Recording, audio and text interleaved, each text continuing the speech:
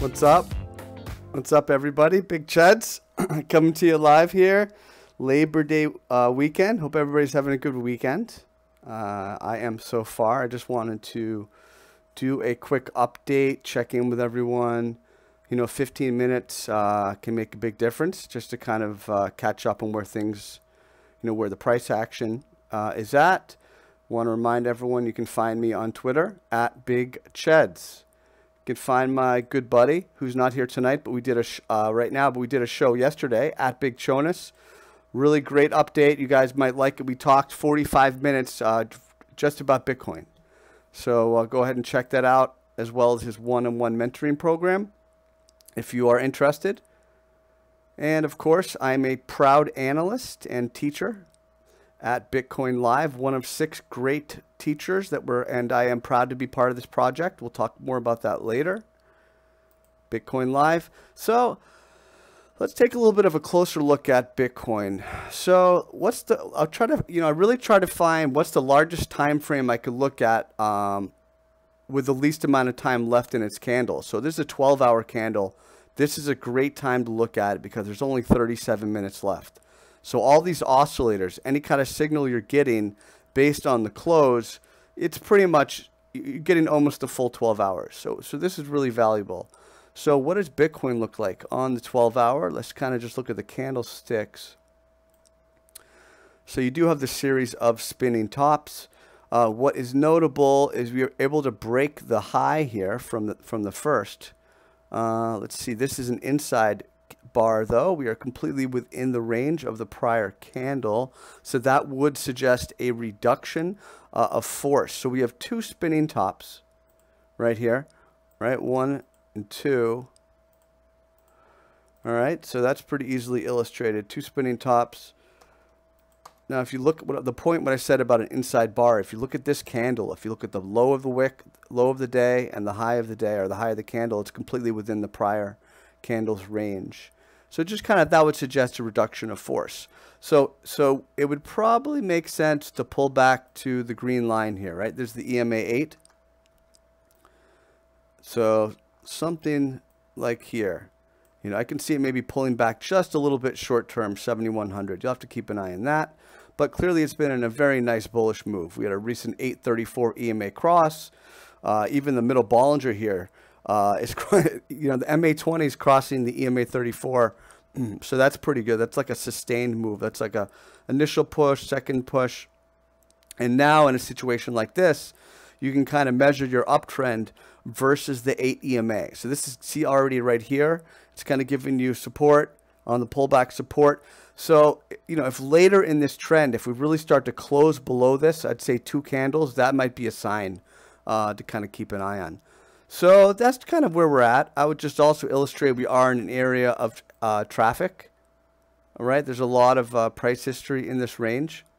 So we have this whole range here back on in July, late July, high wave candle. We have potentially hanging men, which are invalidated. We have a lot of upper and lower wicks here, a lot of negotiation between bulls and bears here. And it was overall just a nice consolidation range. So it makes sense for the price to be slowing down here. Essentially in anticipation of that, or dealing with that really. So if we're going to have a sustained push, we need to form a higher low. If we do pull back here, you can see all sorts of very nice support, short-term support levels. They're pretty easy to spot, just a spitball. So you kind of look at it that way, and it makes sense. You see how we consolidated here in the 20th of July. It made sense because it really took some time to work through that area back in May. So it's kind of playing out in a logical, consistent way here. So I think we'll have to keep an eye on that, but I think it makes sense for it to slow down a little bit here and have to pull back. And we will keep an eye on that. So let's get some altcoin chart requests done for you, my friends. XLM for Jeff. Jeff Gaddis. Let's take a look at XLM.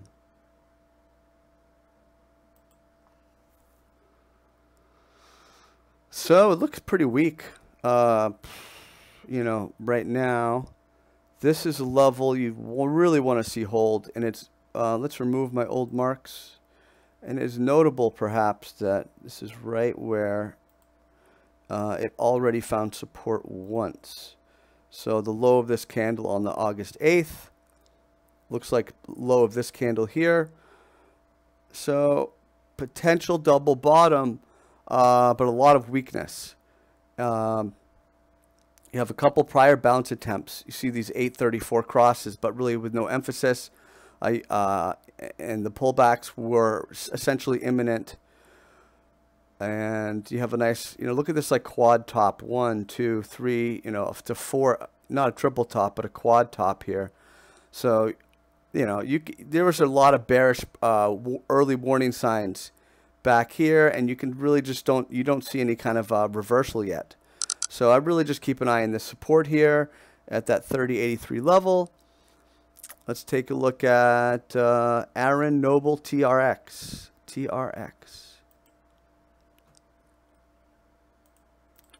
Let's back out a little bit. All right. Interesting. So TRX has been making a nice little move. We see the higher highs and we have the higher lows. And that's sort of being challenged here. But you're still actually maintaining a higher low, but you have a lower high. So you would see some type of a consolidation here, most likely. So this would be your top point, right?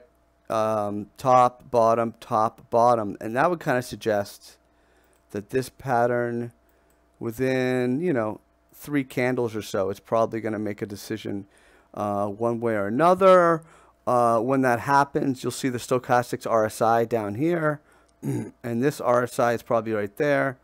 And so given the strength of the on-balance volume, that might actually suggest a bull break. So this, I'd say this looks slightly favorable to push back up, somewhere in that 350 range. But it needs a little more time. That's my opinion. Let's take a look at XRP for Stefan.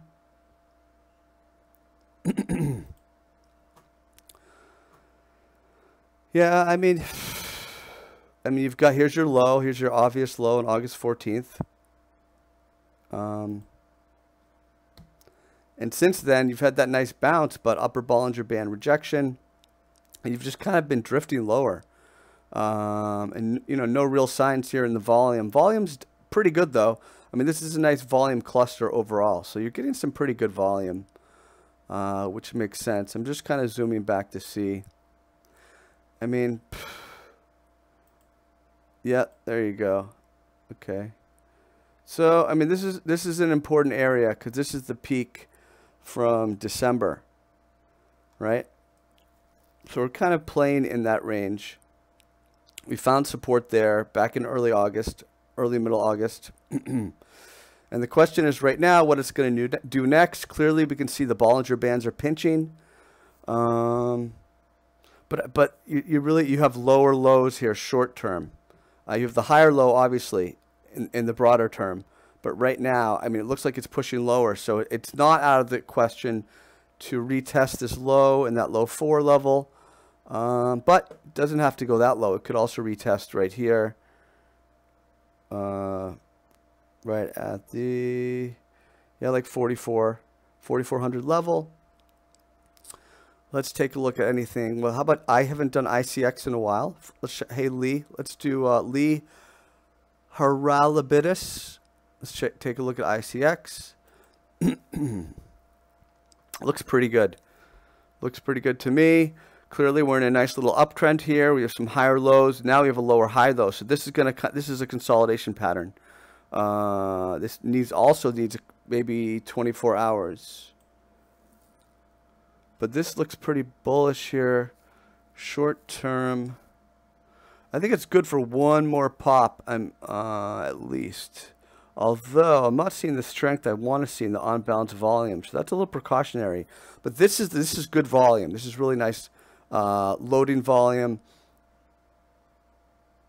So overall, yeah. There it is. Yeah, back there. Okay. Wow. I mean, so we're basically all the way back down to that December level. So, you know, we're basically, more importantly, we're trading above this prior. So this support was broken in August, August 3rd. It became resistance, unable to break it. August 18th, broke through here. August 26th, survived back test at the end of August. So I'm going to revise what I was saying earlier. I think it may make sense to test this support again. You know, and if not, maybe put in a higher low. But this is a clear level to watch.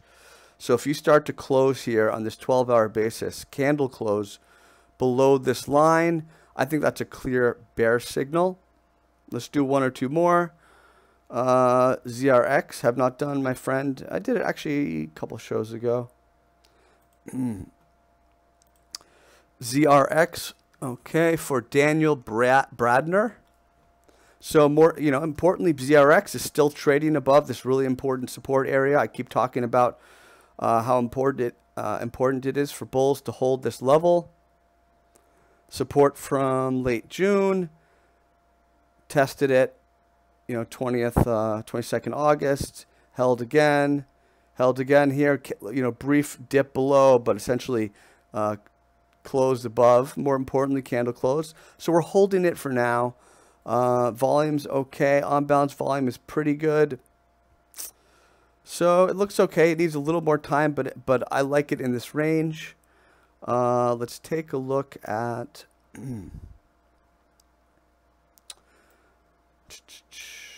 BAT for Luis. We will do BAT. Last one. BAT, basic attention token. Look at that Bollinger Pinch. Wow. This is getting really tight. So this is going to decide soon, one way or the other. So I would keep an eye on this. Look where we're trading. Look at that. Very important support. We had a brief, we had a spring here, a temporary break of support and push above, back above, the opposite of an up thrust. So this looks actually pretty decent. It's flattening out. As long as the price can hold this level, close above it, I think it's pretty favorable to, at some point, go back to 3,500. Just kind of from an ebb and flow standpoint.